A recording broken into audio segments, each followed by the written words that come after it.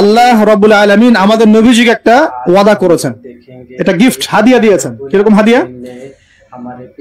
আমাদের নবীজিকে আল্লাহ পাক বলেছেন, হে মুহাম্মদ সাল্লাল্লাহু আলাইহি ওয়াসাল্লাম, তোমার উম্মতের মধ্যে কোনো ব্যক্তি যদি আসমান জমিনের সমান গুনাহ করে কিন্তু তার আমল নামায় শিরকের কোনো পাপ থাকে না, শিরকের কোনো গুনাহ নাই, আমি তার সামনে আসমান জমিন সমান ক্ষমা নিয়ে হাজির হব ইনশাআল্লাহ।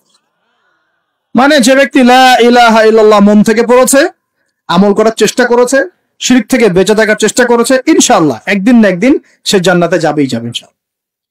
এটা তো খুশির কথা আমাদের জন্য। আল্লাহ পাক আমাদেরকে তাওহীদ পন্থী বানাক এবং শিরক থেকে বাঁচিয়ে রাখুন। দোয়া। এখন মুমিনের সংজ্ঞা তো বুঝলেন, এই সমস্ত গায়েবে আমরা বিশ্বাস করি বলেই আমরা কি মুমিন। এই মুমিনদেরকে আল্লাহ পাক বলছেন ইত্তাকুল্লাহ, তোমরা আল্লাহকে ভয় করো। কি করো? আর মুমিন হলেই মুত্তাকি হওয়া যাচ্ছে না, মুমিনদেরকে আল্লাহ পাক বলছেন যে আল্লাহকে ভয় করো। আল্লাহকে ভয় করার মানে কি? এক কথায় আমি একটা অ্যানসার দিচ্ছি। সূরা হাশরে চলে যান। কোন সূরা? সূরা হাশর। এই সূরার 7 নম্বর আয়াত। কত নম্বর? আল্লাহ পাক বলছেন ওয়ামা আতাকুমুর রাসূলু ফাখুযুহু, রাসূলুল্লাহ সাল্লাল্লাহু আলাইহি ওয়াসাল্লাম তোমাদেরকে যা যা দিয়েছেন সব গ্রহণ করে নাও। রাসূল যা যা দিয়েছেন গ্রহণ করে নাও। ওয়ামা নাহাকুম আনহু ফান্তাহু, রাসূল যা যা নিষেধ করেছেন ছেড়ে দাও। সোজা কথা, রাসূল যা যা নিষেধ করেছেন ছেড়ে দাও। এই একটা মূলনীতি মেনে চলতে পারলেই মানুষ মুত্তাকি হয়ে যাবে ইনশাআল্লাহ। এত বেশি কথা দরকার নাই। এই একটা মূলনীতি যে রাসূল যা যা দিয়েছেন নিয়ে নাও, রাসূল যা থেকে নিষেধ করেছেন ছেড়ে দাও, ইনশাআল্লাহ তোমরা সফল হয়ে যাবে, মুত্তাকি হয়ে যাবে। রাসূল কি দিয়েছেন একটু গুছাই দিই আপনাকে। এই যে ঘুমাবো আমরা, আচ্ছা শুরু করি আপনার চেহারা। রাসূল কি আমাদেরকে ক্লিন শেভ চেহারা দিয়েছেন? হ্যাঁ, আজকে এক ভাই আমাকে টেক্সট করলো, কোথায় জানি বাংলাদেশের বাধ্যতামূলক করা হয়েছে একটা প্রতিষ্ঠানে ভর্তি হতে হলে ক্লিন শেভ করতে হবে। তো চিন্তা করেন কিভাবে ফোর্স করা হচ্ছে। এভাবে তো বলতে পারতেন যে যার ইচ্ছা হয় সে শেভ করবে, যার ইচ্ছা হয় সে দাড়ি রাখবে। এটা চাপিয়ে দেওয়া হলো না? হলো? এটা চাপিয়ে দেওয়া হলো না? আমরা যদি বলি যার ইচ্ছা হয় সে শেভ করবে, যার ইচ্ছা হয় সে দাড়ি রাখবে, এটাকে চাপিয়ে দেওয়া হলো? এটাকে দাড়ি রাখা চাপিয়ে দিলাম? কিন্তু তারা বলছে দাড়ি শেভ না করলে ভর্তি হওয়া যাবে না। চাপিয়ে দিল না?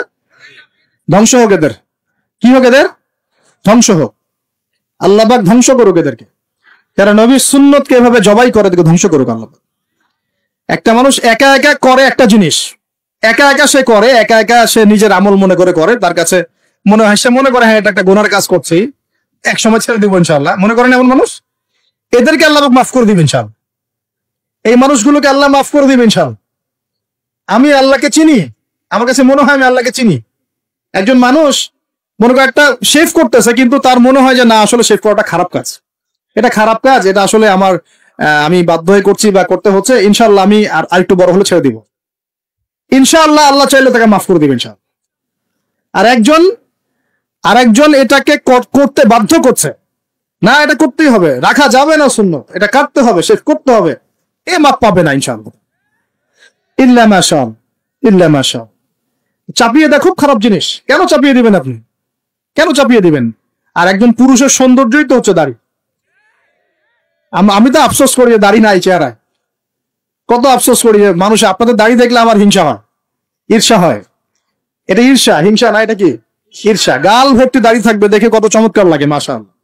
আমাদের নবী সাল্লাল্লাহু আলাইহি ওয়াসাল্লামের চেয়ে কোনো হ্যান্ডসাম পুরুষ আছে? ছিল কখনো? নবী সাল্লাল্লাহু আলাইহি ওয়াসাল্লামের দাড়িগুলো এত সুন্দর ছিল, দাড়ি দিয়ে খুশবু বের হতো, সুবহানাল্লাহ। এমনিতেই দাড়িতে মেহেদি না দিয়েই দাড়ি একটু ব্রাউন রঙের দাড়ি ছিল, মেহেদি দেওয়া লাগতো না, এমনি ব্রাউন কালার দাড়ি। বুঝতে পারছেন না? অনেক টকটকা ফর্সা মানুষ ছিলেন তিনি। আমাদের